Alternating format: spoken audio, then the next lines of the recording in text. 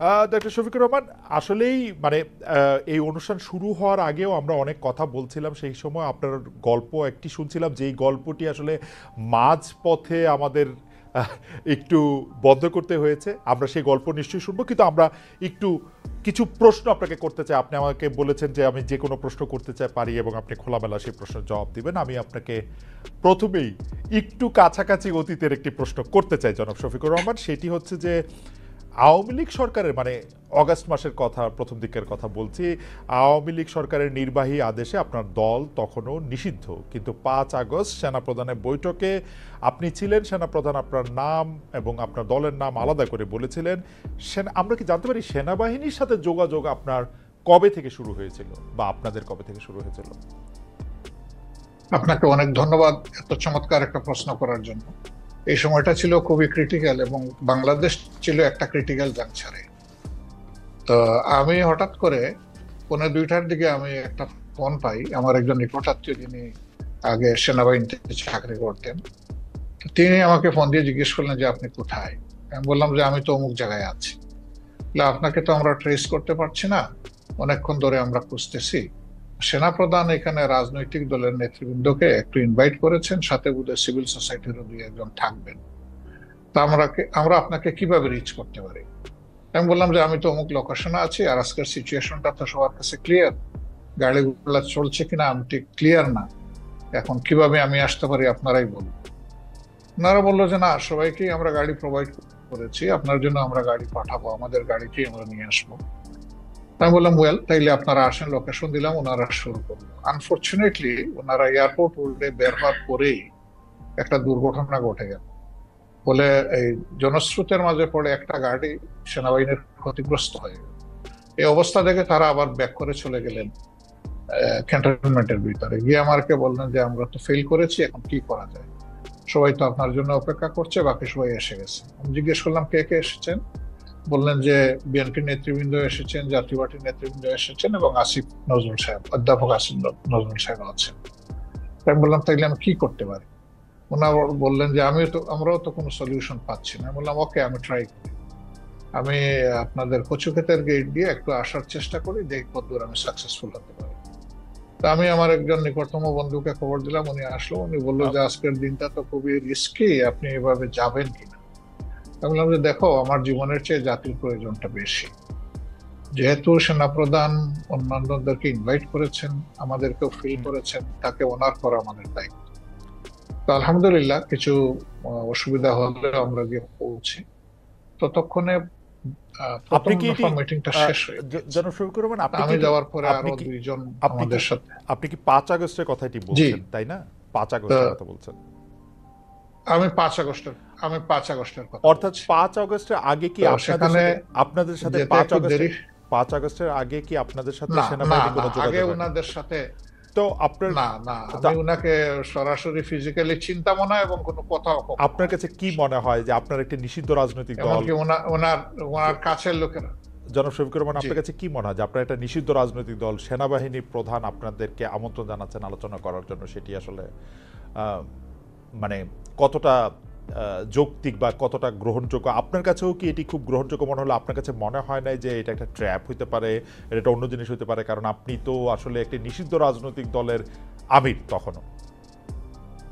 আমি আসলে এটা মোটেই মনে হয়নি, এবং আমি মনে করিও নি। আপনি এখন নিশ্চয়ই জানতে চাইবেন যে কেন আপনি মনে করলেন না। হুম। আমি মনে করি না এই কারণে, আপনি লক্ষ্য করবেন যে 1 আগস্ট যখন আমাদেরকে নিষিদ্ধ ঘোষণা করা হয়, হুম। তখন প্রেক্ষাপটটা কি ছিল? হঠাৎ করে বিনা মেঘে বজ্রপাতের মতো একটা ঘটনা উনি ঘটাই ফেললেন, হুম। তৎকালীন প্রধান। হুম। আমরা কিন্তু সাথে সাথে এটাকে রিজেক্ট করেছি, এবং আমাদের সাথে সংহতি প্রকাশ করে বাংলাদেশের বিরোধী দলের সকলেই, বিএনপি সহ সকলেই কিন্তু এটা নিন্দা জানিয়েছে, এবং তারাও এটাকে রিফিউজ করেছে, যে এটা হলো ইস্যু ডাইভার্ট করার জন্য জাস্ট একটা কৌশল হিসেবে তারা ব্যবহার করেছে। এটাকে কেউ গ্রহণ করেনি। কাজে আমাকে যখন দাওয়াত দেওয়া হয়েছে, আমি এটা অস্বাভাবিক মনে করিনি। আমি মনে করেছি যে এটা জাতির প্রয়োজনে এবং আমাদের দলীয় একটা মানে কথা কি দৃষ্টিভঙ্গি থেকে জনাব সবই ঠিক আছে, এটা আমাদের রায়। জনাব আমি তাই রহমান, মনে করেই গিয়েছি। জনাব রহমান, আপনার কাছে কি মনে হয় যে এই সরকারের সাথে আপনার একটা নিবিড় সম্পর্ক রয়েছে, বা অনেকে এটাও বলে থাকেন যে আন্দোলনটি হয়েছে আওয়ামী লীগ সরকারের বিরুদ্ধে, অবশ্যই আওয়ামী লীগ সরকার ফেসিস্ট একটি সরকার ছিল, যে সরকার 15 বছর ধরে মানুষের গণতান্ত্রিক অধিকার হরণ করে রেখেছিল, কিন্তু এই সরকারের বিরুদ্ধে যে আন্দোলন হয়েছিল সেই আন্দোলনে কি জামায়াত ইসলামের একটা বড় ভূমিকা ছিল? এই সরকার যারা হ্যাঁ, এইটা করতে এসছে তাদের কি আসলে, তাদের সাথে কি জামায়াত ইসলামের একটা অনেক নিবিড় সম্পর্ক রয়েছে? কেন আমি এই প্রশ্ন করছি একটু আমি বলে রাখি। আমরা কিন্তু দেখতে পাচ্ছি ঢাকা সহ বা মানে ঢাকা যদি আমি স্পেসিফিক আমরা কিছু নাম বলি, পাবলিক ইউনিভার্সিটিগুলির উপাচার্য পদে বা অন্যান্য অনেক কি পজিশনে যাদের নিয়োগ দেওয়া হচ্ছে, অনেকেই বলছে তারা আপনাদের লোক।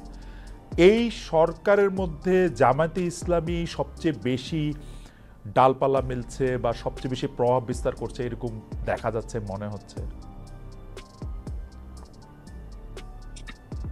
ওয়েল, আপনি যেটা বলেছেন সেটা আমি এইভাবে দেখছি না। আমি দেখছি যে উপদেষ্টার মহোদয়দের সাথে আমাদের একদিনই কিন্তু ফর্মাল সিটিং হয়েছে। পার্সোনালি কারো কারোর সাথে সম্পর্ক আছে, তাদের সাথে হয়তো পার্সোনাল লেভেলে কথা হয়েছে, কিন্তু ফর্মাল মিটিং আমাদের একদিনই হয়েছে, যেদিন প্রথমে বিএনপি কে ডাকা হয়েছিল, তারপরে আমাদেরকে, এরপরে অন্যান্য দলকে একত্রে ডাকা হয়েছিল। 3টা স্লটে তারা কনভারসেশন করেছিলেন বা ভিউজ এক্সচেঞ্জ করেছিলেন। তা আমরা সেখানে একটা কথা বলেছিলাম যে এখানে ব্যাপক সংস্কারের প্রয়োজন হবে। 15.5 বছরের অনেক জঞ্জাল সৃষ্টি হয়েছে, এটা তো ক্লিয়ার করা লাগবে। তা আমাদের কথা একটাই থাকবে যে আপনাদের দৃষ্টিতে যারা ইফিশিয়েন্ট, কম্পিটেন্ট এবং স্মার্ট এবং এই দায়িত্ব পালনে যারা সক্ষম, তাদেরকে আপনারা বিভিন্ন জায়গায় পদায়ন করবেন। আমরা কোনো নির্দিষ্ট নাম আপনাদের কাছে রেফার করতে চাই, এটা আপনাদের নিরপেক্ষ বিবেচনার উপর, বিবেকের উপর আমরা ছেড়ে দিলাম। আর যারা এখানে নিয়োগ পাচ্ছেন, কোনো শিক্ষককে আমরা বা অন্য কোনো দলের এইভাবে আমি আসলে কালার করতে একেবারে মোটেই রাজি নই। কারণ শিক্ষক শিক্ষকই, তার মর্যাদা সকল ছাত্রের কাছে, তার পরিচয় তিনি একজন শিক্ষক। সেই হিসাবে তাকে যদি কোনো দলীয় রূপ দেওয়া হয়, তাইলে এটা তাদের প্রতি জাস্টিসও হয় না, আর তারা দায়িত্ব পালনেও সেই রকম সক্ষম হবেন না। এই জন্য এই বিষয়টাকে কে কিভাবে দেখছেন আমরা জানি না, কিন্তু আমরা এইভাবে দেখছি। কিন্তু আমরা সেখানে কি দেখলাম? আমরা সেখানে দেখলাম যে বছরের পর বছর সেখানে একটা ছাত্র সংগঠন দাপিয়ে বেড়াচ্ছে, সবকিছুতে গণরুম সৃষ্টি করেছে, মানুষ পিটিয়ে মারছে, ঠান্ডার মধ্যে রেখে দিয়েছে ফেলে। সেখানে সে নিউমোনিয়া আক্রান্ত হয়ে একটা ছেলে ঢাকা বিশ্ববিদ্যালয়ের মারা গেল। তারপরে বুয়েটের আবরারের যে ঘটনা, অত্যন্ত নৃশংস ঘটনা। সেই ক্ষেত্রে আমরা কিন্তু শিক্ষকদের কাছে যা আশা করি সেই পারফরমেন্সটা তারা কিন্তু তখন করেন। কিন্তু তারপরেও আমি বলবো যে শিক্ষকের অমর্যাদা এটা কোনোভাবেই হওয়া উচিত নয়। তার আলটিমেট পরিচয় তিনি একজন শিক্ষক। আচ্ছা, তিনি যদি তার কার্যকলাপের কারণে তার নিজের শিক্ষার মর্যাদা নষ্ট করেও থাকেন, তবুও শিক্ষককে কেউ অমর্যাদা করুক, এটা আমাদের মোটেই পছন্দ না। আচ্ছা, আমি একটু আবার অনেক বিষয় নিয়ে আপনার সাথে কথা বলতে হবে। আমরা অনেকে মানে আপনি এসেছেন বলে অনেকে আমাদের অনুষ্ঠান দেখছেন, সেজন্য আপনি আমার তাড়াহুড়াকে একটু ক্ষমা সুন্দর দৃষ্টিতে দেখবেন, কিন্তু অনেক বিষয় নিয়ে আপনাকে প্রশ্ন করতে হবে, অনেক বিষয় আমাদের জানার আছে। আমি একটু আপনার গঠনতন্ত্র থেকে, জামাত ইসলামের গঠনতন্ত্র থেকে একটু পড়ি। জামাত ইসলামের গঠনতন্ত্রের 6 বলছে যে কেবল আল্লাহ তাআলার বিধানকেই একমাত্র হিদায়াত হিসেবে মানিয়া লইবে এবং আল্লাহ তাআলার দেয়া শরীয়তের বিপরীত যাবতীয় নিয়মনীতি এবং পন্থা পদ্ধতিকে প্রত্যাখ্যান করিবে, মানে জামাত ইসলামের একজন সদস্য। তো আমরা যদি ধরে নেই জামায়াত ইসলামী একটা ইসলামী শরীয়তের বিপরীত নয় এমন একটা শাসন ব্যবস্থা বা এমন একটা রাষ্ট্র ব্যবস্থা কামনা করে বা আশা করে, তাহলে সেটা আসলে কার মডেল বা কোন পৃথিবীর আর কোন দেশের আদলে? মানে এটা কি পাকিস্তানের আদলে, এইটা কি সৌদি আরবের আদলে, এটা কি ইরানের আদলে, এটা কিসের আদলে আসলে? আসলে দেখেন, আল্লাহ তাআলার বিধান হলো আল্লাহর সৃষ্টির জন্য। আল্লাহ তাআলা মানুষকে শুধু সৃষ্টি করে নাই, তিনি সমস্ত সৃষ্টির স্রষ্টা। সেই স্রষ্টার পক্ষ থেকে যে বিধানটা আসে সেটা হলো ব্যালেন্সড এবং সবার জন্য উপকারী। আল্লাহ তাআলার কোরআনের অ্যাড্রেস হচ্ছে ইয়া আইয়ুহান নাস, হে মানব জাতি। এটা দিয়ে আল্লাহ তাআলা কোরআনে অ্যাড্রেস করেছেন, এবং তার নবীকেও তিনি মানব জাতিরই শুধু নেতা রাখেন নাই, তিনি সমস্ত সৃষ্টির উপরে একটা রহমত স্বরূপ বলেছেন।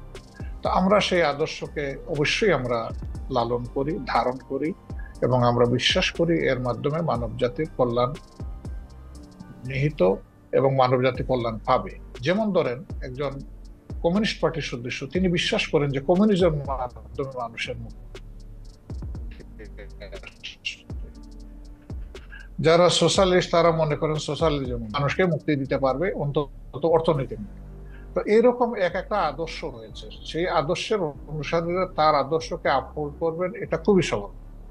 আমরাও সেই দিক থেকেই করি। এখন আপনার প্রশ্ন হলো যে এটা কি পাকিস্তান মডেল হবে নাকি অন্য কোনো দেশের মডেল হবে? না, এটা আল্লাহ তাআলা স্রষ্টা আর তার মেসেঞ্জার যারা ছিলেন, শুধু মুহাম্মদ সাল্লাল্লাহু আলাইহি সাল্লাম না, এর আগেও যারা পয়গম্বর এসেছেন বা প্রফেট সাল্লাল্লাহু আলাইহি সাল্লামরা যারা এসেছেন, তারা তাদের যে মডেল, আমরা ওই মডেলটাকেই আমরা অনুসরণ করি। কিন্তু সবার মডেলটা দুনিয়ায় এখন বাস্তবে নেই। আছে মুহাম্মদুর রাসূলুল্লাহ সাল্লাল্লাহু আলাইহি ওয়াসাল্লামের মডেলটাই বাস্তবে আছে। তো ডক্টর রহমান, সেটা হচ্ছে মদিনায়।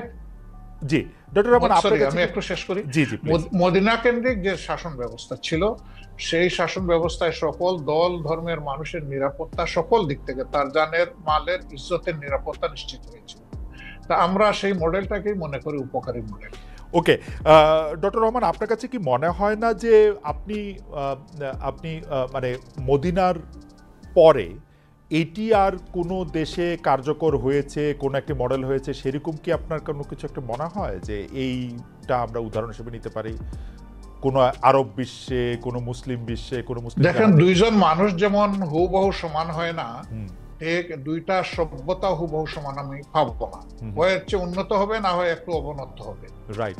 তো পরবর্তী পর্যায়ে আমরা যদি উসমানিয়া সভ্যতার কথাটা ধরি, সেটা দুনিয়ার বহু জায়গায় বিস্তৃত ছিল এবং এটা 1 বছর 2 বছর, 1 দশক 2 দশক না, বরঞ্চ শতকের পর শতক ছিল। সেখানে মুসলমানরা সংখ্যালঘিষ্ঠ ছিল, বিভিন্ন দেশ যেগুলা শাসন করেছে, এখনো তার স্মৃতি পাথরগুলা রয়ে গেছে দুনিয়ার বিভিন্ন জায়গায়। তো তারা সেদিন যে নৈতিকতার বলে শাসন করেছিলেন, মানুষকে সুশাসন উপহার দিয়েছিলেন, এই জন্য মানুষও তাদেরকে এইভাবে মেনে নিয়েছিল। শুধুমাত্র তলোয়ার আর বন্দুকের জুড়ে কিন্তু তাদের এই বিস্তৃতি ঘটেনি, ঘটেছিল তাদের গুণাবলীর কারণ। এবং সেই গুণাবলী তারা কোরআন সুন্নাহর গুণাবলী ধারণ করেছেন বলেই বিশ্বকে তারা শান্তির দিকে নিয়ে যেতে পেরেছিলেন এবং মানুষও তাদেরকে আনন্দ চিত্তে। কিন্তু যুগের ব্যবধানে সেখানে যখন পরিবর্তন বা বিকৃতি আসলো, তখনই মানুষও ক্ষতিগ্রস্ত হলো, এই শাসন ব্যবস্থাও ক্ষতিগ্রস্ত। কোরআন সুন্নাহর গুণাবলীর কথা আপনি বলছিলেন, কিন্তু আমরা কিন্তু বাংলাদেশে দেখতে পাই আপনারাই একমাত্র ইসলামিক দল নন, আরও অনেক ইসলামিক আদর্শের প্রতিষ্ঠান রয়েছে, দল রয়েছে, মতবাদ রয়েছে, তাদের কেউ কেউ সাথে আপনাদের বিরোধ রয়েছে। আমরা কি করে বুঝবো যে জামাতে ইসলামী প্রকৃত কোরআন বা রসুলের দেওয়া শরীয়তের অনুসারী? সেটা আমরা কিভাবে নিশ্চিত হব? কারণ এরকম অনেকে আছে যারা খালেদ মহিউদ্দিন, আপনি দেখেন যে আপনার ঘরে কিন্তু, জি বলেন, আপনার পরিবারে আপনি একমাত্র সদস্য নন। রাইট। আমি আশা করছি যে সেখানে আপনার মিসেস আছেন, আপনার ছেলেমেয়েরা আছে। এই 4-5 যারা আছে তাদের মত কিন্তু সব ব্যাপারে যে এক হয়ে যায় বিষয়টা এমন না, কিন্তু তারপরে পরিবার কিন্তু চলে, পরিবার কিন্তু ভেঙে যায় না। মতের ভিন্নতা থাকবে, এটাও একটা সৌন্দর্য। এবং ভিন্নতা যখন থাকে তখন অনেক কিছু ডাইভার্সিটি চিন্তা করার সুযোগ থাকে।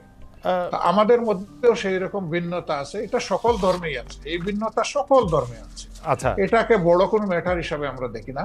তবে যারা ট্রুলি মানে ইসলামের ফলোয়ার, তারা এক কুরআন মানেন, এক আল্লাহ মানেন, এক রসুল মানেন, এই 3 জায়গায় তাদের কোনো মানে দ্বিমত নাই। সুতরাং মতের মূল জায়গাটা ঠিক আছে, বাকি জায়গাগুলা খুঁটিনাটি একটু এদিক সেদিক হতেই পারে, এটা কোনো বড় ব্যাপার না। আচ্ছা, আমরা যদি এই প্রশ্নটা এইভাবে এখন আনি যে 5 আগস্টের পরে সংখ্যালঘু সম্প্রদায় আক্রান্ত হয়েছে, পরে মাদ্রাসার ছাত্রদের মন্দির পাহারা দিতে হয়েছে, সম্প্রতি আবার মাজার ভাঙার ঘটনা হচ্ছে, সম্প্রতি বলতে 1-2 সপ্তাহের মধ্যে মাজার ভাঙার ঘটনা ঘটেছে, দরবার আক্রমণ করা হচ্ছে তৌহিদি জনতার কথা বলে।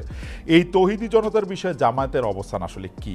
দরবার, পীর, ওরস, মাহফিল, সুফিবাদ, জামাতের একজন নেতা বা কর্মী ব্যক্তিগতভাবে এসব চর্চায় থাকতে পারে কিনা, অংশ নিতে পারবে কিনা? আমাদের দৃষ্টিভঙ্গি পরিষ্কার, এবং আমাদের দৃষ্টিভঙ্গি এটা নিজস্ব নয়, এটা কোরআনের দেওয়া দৃষ্টিভঙ্গি। সেটা হচ্ছে লা ইকরাহা ফিদ্দীন, দিনের ব্যাপারে কোনো বাড়াবাড়ি চলবে না। এখন কোনো মানুষের উপরে কারো আদর্শ চিন্তাধারা চাপায় দেওয়ার কোনো অবকাশ নেই। মানুষের মনোজগতে যখন পরিবর্তন আসবে, মানুষ যখন নির্দিষ্ট কোনো আদর্শকে ধারণ করবে, তখনই সেই আদর্শ কেবল বিজয় লাভ করতে পারে। এটি তার নৈতিক বিজয়, এটি তার প্রশাসনিক বিজয় এবং এটি তার রাজনৈতিক বিজয়। তা আমরা এই ধরনের কার্যকলাপের কখনো সমর্থক নই এবং আমরা সমর্থন করব না।